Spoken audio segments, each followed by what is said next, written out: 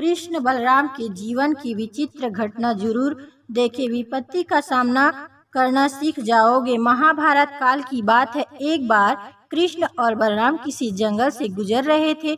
चलते चलते काफी समय बीत गया और अब सूरज भी लगभग डूबने वाला था। अंधेरे में आगे बढ़ना संभव नहीं था। इसलिए कृष्ण बोले, बलराम हम ऐसा करते हैं कि अब सुबह होने तक यही ठहर जाते हैं। भोर होते ही हम अपने गंतव्य की ओर बढ़ चलेंगे। बलराम बोले, पर इस घने जंगल में हमें खतरा हो सकता है। यहाँ सोना उचित नहीं होगा, हमें जागकर ही रात बितानी होगी। अच्छा, हम ऐसा करते हैं कि पहले मैं सोता हूँ और तब तक तुम पहरा देते रहो, और फिर जैसे ही तुम्हें नींद आए तुम मुझे जगा देना, तब मैं पहरा दूंगा और तुम सो जाना। कृष्ण ने सुझाव दिया। बलराम तैयार हो गया। कुछ ही पल में कृष्ण गहरी नींद में चले गए। तभी बलराम को एक भयानक आकृति उसकी ओर आती दिखी। वो कोई राक्षस था। राक्षस उन्हें देखते ही जोर से चीखा और बलराम पूरी तरह डर गए। इस घटना का एक विचित्र असर हुआ। भय के कारण बलराम का आकार कुछ छोटा हो गया और राक्षस और विशाल हो गया।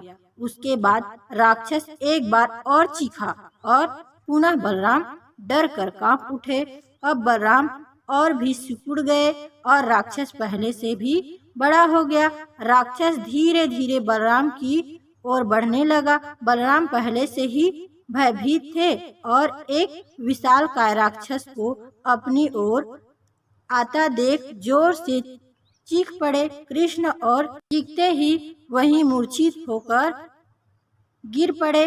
बलराम की आवाज सुनकर कृष्ण उठे। बलराम को वहां देख उन्होंने सोचा कि बलराम पहरा देते देते थक गए और सोने से पहले उन्हें आवाज दे दी। अब कृष्ण पहरा देने लगा। कुछ देर बाद वही राक्षस उसके सामने आया और जोर से चीखा। कृष्ण जरा भी नहीं घबराए और बोले, बताओ तुम तरह चीख क्यों रहे हो, क्या चाहिए तुम्हें? इस बार भी कुछ विचित्र घटना। कृष्ण के साहस के कारण उसका आकार कुछ बढ़ गया और राक्षस का आकार कुछ घट गया। राक्षस को पहली बार कोई ऐसा मिला था जो उससे डर नहीं रहा था। घबराहट में वह पुनः कृष्ण पर जोर से चीखा। इस बार भी कृष्ण नहीं डरे और उसका आकार और भी बड़ा हो गया, जबकि राक्षस पहले से भी छोटा हो गया। इस एक आखिरी प्रयास में राक्षस पूरी ताकत से चीखा, पर कृष्ण मुस्कुराए उठे और फिर से बोले, बताओ तो क्या चाहिए तुम्हें? फिर क्या था, राक्षस सिकुड़ कर बिल्कुल छोटा हो गया और कृष्ण ने उसे हथेली में लेकर अपनी धोती में बांध लिया और फिर कमर में खोस कर रख लिया। कुछ ही देर में सुबह हो गई। कृष्ण ने बलराम को उठाया और आगे बढ़ने के लिए कहा। वे धीरे धीरे आगे बढ़ने लगे। तभी बलराम उत्तेजित होते हुए बोले, पता है कल रात में क्या हुआ था? एक भयानक राक्षस हमें मारने आया था। रुको रुको। बलराम को बीच में ही टोकते हुए कृष्ण ने अपनी धोती में बंधा राक्षस निकाला और बलराम को दिखाते हुए बोले, कहीं तुम इसकी बात तो नहीं कर रहे हो? हाँ, ये वही है, पर कल जब मैंने इसे देखा था तो ये बहुत बड़ा था, ये इतना छोटा कैसे हो गया? बलराम आश्चर्यचकित होते हुए बोले। कृष्ण बोले, जब जीवन में तुम किसी ऐसी चीजों से बचने की कोशिश करते हो जिसका तुम्हें सामना करना चाहिए, तो वो तुमसे बड़ी हो जाती है और तुम पर नियंत्रण करने लगती है। लेकिन जब तुम उस चीज का सामना करते हो जिसका सामना तुम्हें करना चाहिए, तो तुम उससे बड़े हो जाते हो और उसे नियंत्रित करने लगते हो। शिक्षा की बात है दोस्तों, ये राक्षस दरअसल हमारे जीवन में आने वाले संघर्ष है, विपरीत परिस्थिति है, जीवन की समस्याएं हैं।